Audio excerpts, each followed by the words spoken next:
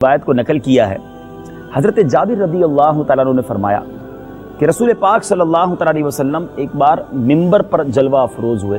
حدیث پاک کی میں سمری خلاصہ بیان کر رہا ہوں۔ پہلی سیڑھی پر جب رونق افروز ہوئے، فرسٹ سٹیئر پر جب رسول پاک صلی اللہ علیہ وسلم سٹینڈ اپ ہوئے تو آپ نے فرمایا آمین، ہی سیڈ آمین۔ جب سیکنڈ سٹیئر پر ممبر کی چڑھے پھر فرمایا آمین۔ اسی طرح بالکل تیسری سیڑھی پر بھی، تیسرے سٹیئر پر بھی پاؤں رکھ کر نبی پاک علیہ الصلوۃ والسلام نے فرمایا آمین۔ صحابہ کرام علیہم رضوان نے عرض کی یا رسول اللہ صلی اللہ علیہ وسلم 3 بار آپ نے آمین فرمایا، یو سیڈ 3 times آمین، what is the reason behind this, اس کے پیچھے سبب کیا ہے؟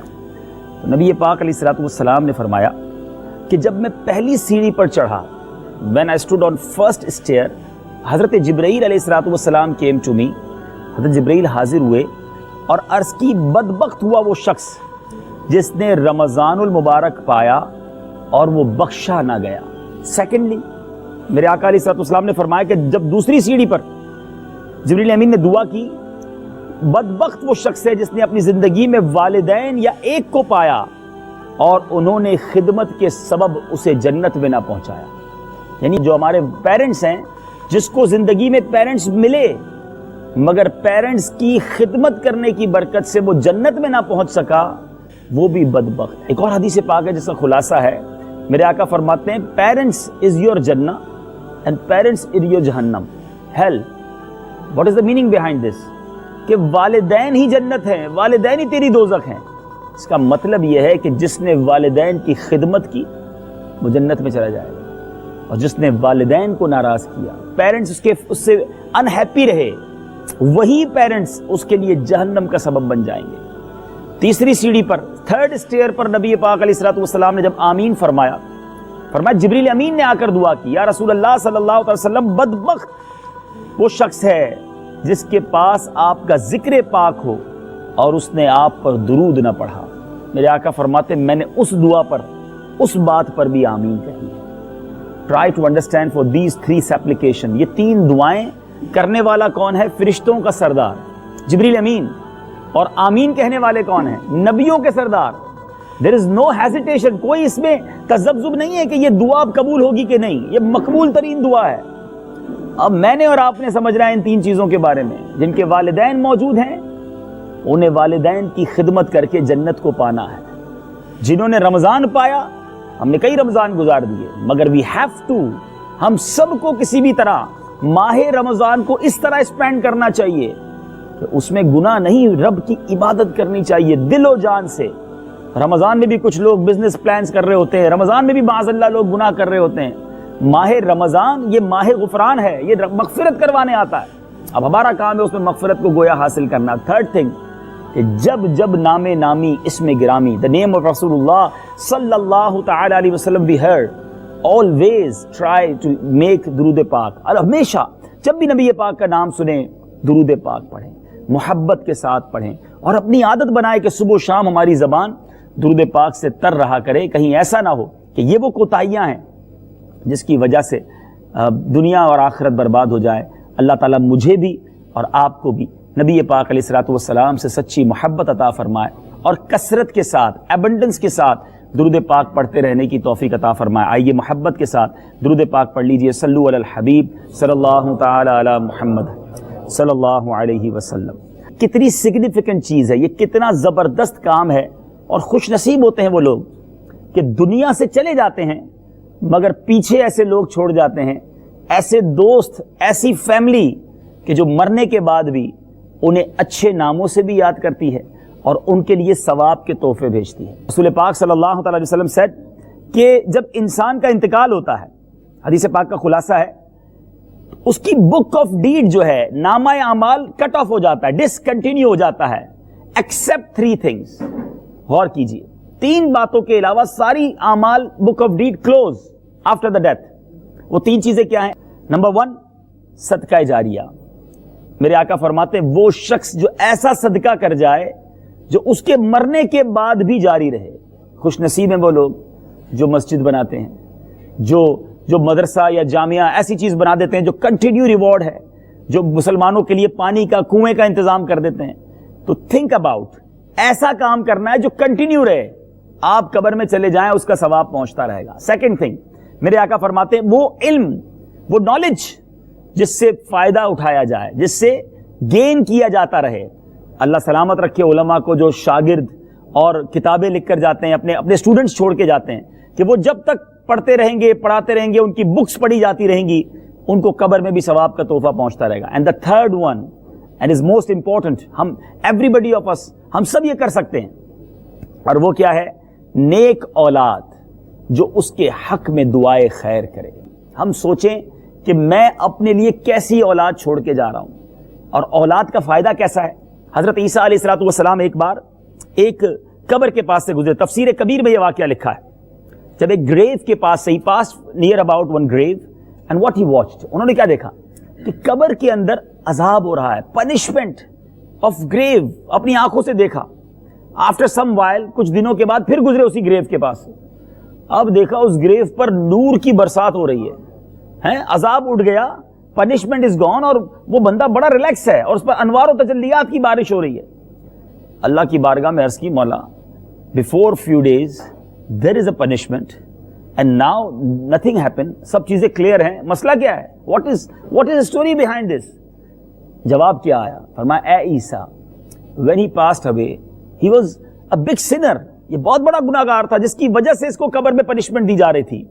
But when he passed away, اس نے اپنی بیوی کو پریگننٹ چھوڑا تھا, حاملہ تھی اس کی بیوی جو ہے. مرنے کے بعد, اس کے مرنے کے بعد اس کے یہاں بیٹا پیدا ہوا. اب بیٹا بڑا ہوا, اتنا بڑا ہوا کہ اس کی وائف نے اس بچے کو مدرسے میں بھیجا, اور قاری صاحب نے جب اسے پڑھایا بسم اللہ الرحمن الرحیم, فرمایا اے عیسیٰ مجھے حیا آئی کہ جس کا بیٹا, جس کا سن آن ارتھ, زمین کے اوپر مجھے رحمان اور رحیم کے نام سے پکار رہا ہے, میں اس کے والد کو زمین کے اندر, انڈر دا ارتھ, اس کو وہاں پنشمنٹ دوں. اس کے بیٹے کے رحمان اور رحیم پکارنے کی برکت سے والد کے عذاب کو میں نے دور کر دیا. That is the benefits of good investment, good teachings. خدا را یہ میں نے اور آپ نے سوچنا ہے. آج ہمیں بڑی خوشی ہوتی ہے کہ ہمارا بیٹا انجینئر بن جائے, ڈاکٹر بن جائے, کوئی بڑی ڈگری حاصل کر لے, کمپیوٹر میں ماسٹرز کر لے, لیکن کیا ہم نے کبھی یہ سوچا کہ ہم اپنے بچے کی شرعی لحاظ سے کیا تربیت کر رہے ہیں؟ میں ویسے ایک چھوٹا سا ایگزامینیشن کے طور پر آپ کو بتانا چاہتا ہوں. آج جب آپ رات کو گھر جائیں تو ایک چھوٹا سا گھر میں ٹیسٹ لیجئے گا. بہت سارے بچوں نے MCQs فل کیے ہوں گے, بہت سارے پیپرز کیے ہوں گے. ایک چھوٹا سا ڈیمونسٹریشن کیجئے گا ساری فیملی کو بٹھا کر, اور سب کے ہاتھ میں ایک ایک چھوٹی سی کاپی اور پین دے دیجئے گا, اور ان کو کہیے گا ایسا کریں کہ فرسٹ پیج پر آپ کو جتنے بھی فلم ایکٹرز کے نام پتہ ہیں ذرا لکھیے. شاید ایک پیج پر نام نہیں آئیں گے, 2-3 پیج بھر جائیں گے, ٹھیک ہے. اس کے بعد کہیے گا چلیں اب ذرا جتنے کرکٹرز کے نام پتہ ہیں وہ لکھیے, شاید اس میں بھی بہت سارے پیجز بھر جائیں گے. اس کے بعد کہیے گا کہ ایسا کریں کہ جتنے سنگرز کے نام تمہیں پتہ ہے وہ لکھیے, تو بہت سارے پاپ سنگرز کے نام ان کے آپ کی لسٹ بن جائے گی. اور پھر پوچھئے گا کہ کتنے نبیوں کے نام یاد ہیں, ذرا وہ رائٹ کیجئے. اگلے پیج پر پوچھئے گا کتنے صحابہ کے نام یاد ہیں. اس کے بعد والے پیج پہ کہیے گا چلو اب لکھیے کتنے اولیاء کرام کے نام یاد ہیں. اور اس کاپی میں جو رزلٹ آئے نا, دیٹ از یور ٹیچنگز. یہ میں اپنی اولاد کو سکھا رہا ہوں, آپ کے سامنے آ جائے گا. ذرا اپنے دل سے پوچھو, ہمارا بیٹا بہت اچھی انگلش جانتا ہے, کمپیوٹر سیکھا ہوا ہے, بہت سارے سافٹ ویئرز آتے ہیں, مگر کیا یہ پاسبل ہے کہ میرے اور آپ کے مرنے کے بعد ہماری اولاد گوگل, فیس بک, واٹس ایپ کے سوشل میڈیا کو آن کر کے ہمیں ایصال ثواب کر سکے گی؟ یا ہمارے بچوں کو جب قرآن آتا ہوگا تو ہمارے مرنے کے بعد وہ قرآن پڑھ کر ہمیں ایصال ثواب کر سکیں گے؟ آج تو حال یہ ہے کہ والد کا انتقال ہوتا ہے, بیٹے کو جنازہ پڑھنا نہیں آتا. والد دنیا سے چلا جاتا ہے, بیٹے کو میت کو غسل دینا ہی نہیں آتا. اب غور کریں ہم کیسی اولاد تیار کر رہے ہیں. خدا را میں نے اور آپ نے مرنا ہے, مرنے کے بعد یہ گھر ساتھ نہیں لے جائیں گے, اپنا بزنس ساتھ نہیں لے جائیں گے, کفن میں کوئی جیب نہیں, اور قبر میں کوئی سیف نہیں, کوئی الماری, کوئی کبڈ ساتھ نہیں ہوتی کہ اس میں پیسے رکھ کر اپنے کریڈٹ کارڈ ساتھ لے جائیں گے. وہاں صرف گڈ ڈیڈز جائیں گی, اور جو نہیں جا سکی وہ پیچھے سے جب سپلائی ہو سکے گا, جب پیچھے ایسے سپلائر چھوڑ کے جاؤ گے ایسے گڈ وشر ویل وشرز ہوں گے جو نیکیاں کرنے والے ہوں گے, فرینڈز اچھے ہوں گے, فیملی اچھی ہوگی. تو یہ انویسٹمنٹ میں نے اور آپ نے دنیا میں کرنی ہے. سبحان اللہ میرے بیچ پیارے اسلامی بھائیوں, فیملی کا ایصال ثواب, خاص طور پر جن کے والدین نہیں ہے نا, دنیا سے چلے گئے, ان کو تو جتنا ہو سکے انہیں ثواب پہنچانا چاہیے. اور اس کی برکتیں ذرا سنیے. رسول اللہ صلی اللہ علیہ وسلم said, anyone visiting the graves of one of or both of his parents with the intention of sawab will earn the sawab of an accepted hajj, and the one visiting their graves infrequently, angels will come to visit his grave when he dies. سوچئے ذرا, اچھی نیت کے ساتھ, ثواب کے ساتھ ماں باپ کی قبر کی زیارت کو جائے تو حج کا ثواب ملتا ہے. اچھا یہ ہے کتنی عظیم ہستی. ایک اور حدیث پاک ہے جس کا خلاصہ ہے, رسول اللہ صلی اللہ علیہ وسلم said, anybody, any of son or daughter watch or gaze their parents with love, محبت کے ساتھ جو اپنے والدین کو دیکھتا ہے یا والد میں سے والدہ میں سے کسی ایک کو دیکھتا ہے, رب کریم اسے ایکسپٹڈ حج مبرور کا ثواب عطا فرماتا. صحابہ یا رسول اللہ کوئی 100 بار اگر والدین کو دیکھ لے, والدین تو گھر میں ہوتے نا. اللہ اللہ, میرے آقا نے کیا فرمایا, اللہ اکبر و اطیب, اللہ بہت بڑا اور پاک ہے. گویا کوئی 100 بار گھر روزانہ اپنے والدین کو دیکھے, محبت سے دیکھے, اللہ تعالیٰ 100 حج کا ثواب عطا فرماتا ہے. یہ کتنی عظیم ہستی ہے. تو مرنے کے بعد اب ان کو ہماری نیکیوں کی حاجت ہے. سبحان اللہ. رسول اللہ صلی اللہ علیہ وسلم said, the one who performs Hajj on behalf of his father or mother, Hajj would get offered on their behalf, and he himself will gain ثواب of 10 Hajj. جو کوئی شخص والدین یا والدین میں کسی ایک کے لیے نفلی حج ان کی نیت سے کرتا ہے, ان کی طرف سے بھی حج ادا ہو جائے گا, حج ادا کرنے والے کو بھی 10 حج کا ثواب ملے گا. کتنی عظیم نعمت ہے یہ ایصال ثواب. بھائی میرے بیچ اسلامی بھائیو, جن کے والدین چلے گئے, دادا دادی, نانا نانی, قریبی رشتہ دار, اب ان کے لیے نیکیاں کیجیے, اچھے اعمال کیجیے. سبحان اللہ.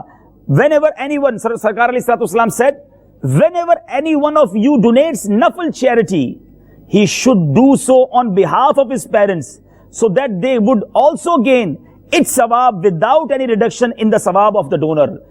اس ڈونر کے ثواب میں کوئی کمی نہیں ہونی اور والدین کو بھی اس کا اجر مل جائے گا. اور یہ بھی اللہ کی کتنی بڑی رحمت ہے. مثال کے طور پہ میرے پاس 10,000 روپے ہوں, میں 9 بندوں کو 1,000 روپے دوں گا تو میرے پاس تو 1000 ہی بچ جائے گا نا. مگر اللہ کی رحمت دیکھو, اگر کوئی بندہ ثواب کماتا ہے اور وہ ثواب ایصال ثواب کر دیتا ہے, اس کا ثواب بھی کم نہیں ہوتا, سامنے والے کو بھی ثواب مل جاتا ہے. بلکہ بعض روایتیں تو ایسی ہیں کہ بندہ جتنے لوگوں کو ایصال کرتا ہے, اللہ کی رحمت سے امید ہے سب کو پورا ثواب ملے گا. ثواب دینے والے کا ثواب ملٹی پلائی ہو کر اسے واپس ملے گا. یہ رحمت الہی ہے. تو ہمیں ایصال ثواب کرتے رہنا چاہیے. اور اس کے فائدے کیسے ہیں؟ حضرت سیدنا ارمیہ علیہ السلام اللہ کے نبی ہیں. A prophet of Allah once passed by the graves of some people who were being tormented. عذاب ہو رہا تھا ان پر. A year later, 1 سال بعد, when he passed by the same graves, again he noticed that there was no punishment. He implored in the court of Allah Azza wa Jal, Ya Allah Azza wa Jal, previously they were being punished, but now their punishment has come to an end. What is the reason? اے اللہ, اس کے پیچھے راز کیا ہے؟ سنیے میرے رب کی رحمت. A voice was heard, O Armiyah, their shrouds tore to pieces, their hair fell out, and their graves were obliterated. So I had mercy on them, and I have mercy on such people. اے ارمیہ, ان کے کفن پھٹ گئے تھے, ان کے بال جھڑ گئے تھے, ان کی قبریں شکستہ ہو گئی تھی, تو میں نے ان پر رحم کیا. اور اے ارمیہ, میں ایسے لوگوں پر رحم کیا کرتا ہوں. اللہ کی رحمت دیکھو کہ گناہوں کی سزائیں مل رہی ہوتی ہیں, مگر رب اپنے بندوں پر کیسی رحمت فرماتا ہے. رسول اللہ صلی اللہ علیہ وسلم said, My ummah will enter their graves with their sins, but they will come out of their graves without sins. میری امت قبر میں گناہوں کے ساتھ داخل ہوگی, مگر جب باہر آئے گی تو گناہوں کے بغیر ہوگی. ریزن کیا بتایا؟ As their sins are forgiven by virtue of the supplications of the Muslim. اللہ مسلمانوں کی دعاؤں کی برکت سے ان گناہگاروں کے گناہوں کو معاف فرما دے گا. یہ ماشاءاللہ جو اجتماعات ہوتے ہیں, دعائیں ہوتی ہیں, سارے مسلمانوں کے لیے ہم بعض اوقات ایصال ثواب کر رہے ہوتے ہیں. یہ وہ رحمتیں ہیں کہ جو قبروں میں موجود ہیں, اللہ کی رحمت سے سب کو ثواب پہنچتا ہے اور ان کے گناہ معاف ہو جاتے ہیں. تو اے میرے بیچ پیارے اسلامی بھائیوں, میں صرف اس بات کو ہائی لائٹ کرنا چاہتا ہوں کہ خدا را زندگی میں ایسے کام کر جائیے کہ جو ہمارے مرنے کے بعد ہمارے لیے ثواب جاریہ کا باعث بنے۔ روایتوں میں آتا ہے کہ اولاد کے اعمال نامے پیرنٹس کو قبر میں دکھائے جاتے ہیں، پیش کیے جاتے ہیں in court of our parents. اب جب ان کے پاس وہ اعمال نامے جاتے ہیں تو بچے کی نیکیاں دیکھتے ہیں تو وہ خوش ہوتے ہیں، اور جب وہ بچے کے گناہ دیکھتے ہیں تو انہیں افسوس بھی ہوتا ہے، اور بعض اوقات اس کی سزا بھی انہیں ملتی ہے کہ غلطی ہو جاتی ہے۔ بعض اوقات ہم نے بھی اگر اپنے بچوں کو ایسی چیزیں دلا دی ہیں کہ جو ہمارے مرنے کے بعد بھی اس سے گناہ کرتے رہیں گے تو ہو سکتا ہے قبر میں اللہ نہ کرے ہمیں بھی پنشمنٹ ملے۔ تو یہ سوچنا ہوگا کہ میں انویسٹمنٹ کیسی کر کے جا رہا ہوں۔ اللہ تبارک و تعالیٰ قرآن مجید فرقان حمید میں فرماتا ہے، جو ہم سب کے لیے یوں سمجھیے کہ میسج ہے، یا ایھا الذین آمنوا قوا انفسکم واہلیکم نارا وقودھا الناس والحجارہ۔